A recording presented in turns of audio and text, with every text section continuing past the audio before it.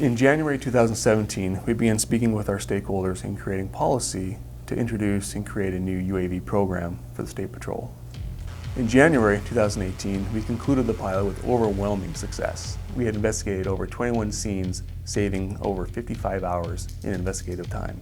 Of those scenes, 13 of them were road closures, saving us an additional 30 hours, saving the state $600,000 in economic impact. Utilizing the UAV technology with current photogrammetry technology results in a great three-dimensional model that can assist in visually describing and visually representing crash and crime scenes.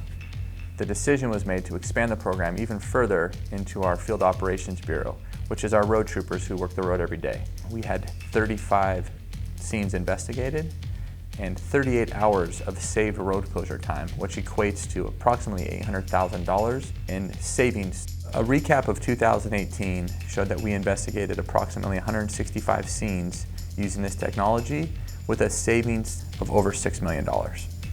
Officers don't have to be right in the middle of traffic, so our officers are safer. Also, a benefit to the public is we are able to complete our investigations while still leaving lanes of the roadway open.